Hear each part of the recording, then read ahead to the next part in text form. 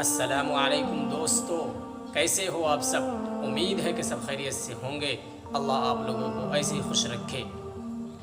آج میں آپ لوگوں کو اپنے اس پیارے ملک اور پیارے بھارت کا ایک اہم قصہ سنانے جا رہا ہوں جو حقیقت پر مبنی ہے۔ ہمارا پیارا دیش بھارت کبھی سونے کی چڑیاں ہوا کرتی تھی اور یہاں کی مٹی سونا اگلا کرتی تھی، اور جن کی ایکتا اور بھائی چارگی کی مثال دنیا دیا کرتی تھی۔ کیا مندر، مسجد، گرجا، چرچ، گرودوارا سبھی کے لوگ دیش بھکتی کی گیت گایا کرتے تھے، لیکن پتہ نہیں کیوں ہمارے اس پیارے ملک کو، ہمارے بھارت کو ہمیشہ سے کس کی نظر لگتے آ رہی ہے۔ جب ہمارے پیارے ملک بھارت پر انگریزوں نے دھاوا بولا تو سب سے پہلے ہم نے انگریزوں کے خلاف علم بغاوت کیا، یعنی ان سے لڑا، اور آخری دم تک اور خون کے آخری قطرے تک ہم نے ان کا مقابلہ کیا۔ 1847 عیسوی میں نہ جانے کیسے کیسے علماء دین شہید کیے گئے، جن کے پیروں کے نیچے فرشتے بھی پر بچھاتے ہیں اور جن کے لیے سمندر کی مچھلیاں تک دعائیں کرتے ہیں۔ نہ جانے کیسے کیسے ان پر ظلم ڈھایا گیا اور ظلم کی انتہا تک کر دی گئی۔ ان علماء کرام کو بوریوں میں بند کر کے گولیوں سے نشانہ بنا دیا جاتا۔ ان کو درختوں پر پھانسی کے پھندے دے دیا کرتے تھے، لیکن کبھی بھی یہ اپنے مشن سے پیچھے نہیں ہٹے۔ وہ مالٹا کی جیل، وہ کالا پانی، وہ شاملی کا میدان، ان تمام مراحل سے گزر کر ہم نے ہمیشہ انگریزوں کے دانت کھٹے کرتے رہے اور ہمیشہ ان کے مقابلے میں سینہ سپر رہے۔ وہ ٹیپو سلطان جو آخری دم تک یہی کہتے رہے کہ شیر کی ایک دن کی زندگی گیدڑ کی 1000 سال کی زندگی سے بہتر ہے۔ وہ مولانا قاسم نانوتوی جن کی منطقی دماغ سے انگریز بھی سوچنے پر مجبور ہو جایا کرتا تھا۔ ایک مرتبہ کی بات ہے کہ مولانا قاسم نانوتوی کو ایک انگریز نے اچانک گھیر لیا اور ان سے پوچھنے لگا کہ تم قاسم کو جانتے ہو؟ کیونکہ مولانا ہمیشہ عام لباس میں رہا کرتے تھے، یعنی جس طریقے سے ایک عام آدمی کا لباس ہوتا ہے اسی طریقے سے مولانا قاسم نانوتوی رہا کرتے تھے، جس کی وجہ سے وہ انگریز مولانا قاسم نانوتوی کو نہیں پہچان سکا۔ اور اس نے خود مولانا قاسم نانوتوی سے پوچھا کہ کیا تم قاسم کو جانتے ہو؟ تو مولانا قاسم نانوتوی 2 قدم پیچھے ہٹ گئے اور پیچھے ہٹنے کے بعد کہنے لگے کہ ابھی تو وہ قاسم یہیں پر تھا، بات کا مجھے پتہ نہیں۔ پھر جیسے ہی وہ انگریز پیچھے مڑتا ہے، مولانا قاسم نانوتوی کی چمکتی ہوئی تلوار اس کے سر کو تن سے جدا کر دیتا ہے اور اس کو زمین پر تڑپا دیتا ہے۔ یہ ساری تاریخ بس ایک خواب بن کر رہ گیا۔ تاریخ کو توڑ مروڑ کر، بلکہ اگر میں یہ کہوں صفحہ ہستی سے مٹائے جانے کی انتھک کوششیں کی جاتی رہی، لیکن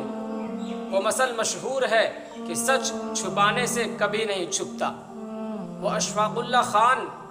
جو انگریزوں کی ٹرینوں کو اور بڑے بڑے ہتھیاروں کو تباہ و برباد کر دیا کرتے تھے، وہ شیخ الاسلام حسین احمد مدنی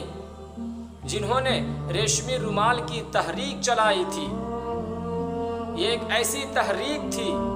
کہ اگر یہ تحریک کامیاب ہو جاتی تو بھارت کا نقشہ آج کچھ الگ ہی ہوتا، لیکن پتہ نہیں کیوں اس ریشمی رومال تحریک پر بھی کسی کی بری نظر لگ گئی۔ خیر، آخرکار وقت گزرتا گیا اور ظلم پر ظلم ہم سہتے رہے۔ آخرکار فتح و اقبال نے ہماری ہی قدم چومی اور ہمارے باپو یعنی مہاتما گاندھی جی، جن کی تصویر تم آج اپنے جیبوں کے اندر نوٹ پہ دیکھتے ہو، بہت ساری قربانیاں دی اور کئی دن تک بھوکے پیاسے رہے۔ وہ بھیم رام امبیڈکر جنہوں نے ہمیں سمویدھان دیا اور ہمیں قانون بنا کر دیا، جس کی وجہ سے آج ہم اور آپ چین و سکون کا سانس لیتے ہیں، ورنہ ہم آج کہیں کا کہیں ہوتے۔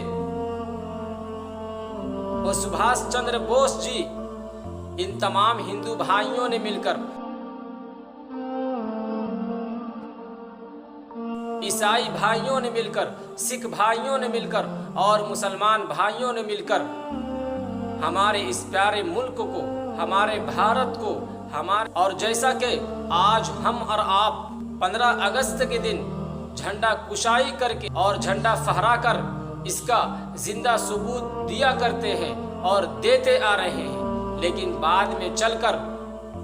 کچھ شرپسند لوگوں نے مندر مسجد کے نام پر اور موبلنگ چینگ کے نام پر اور جے شری رام کے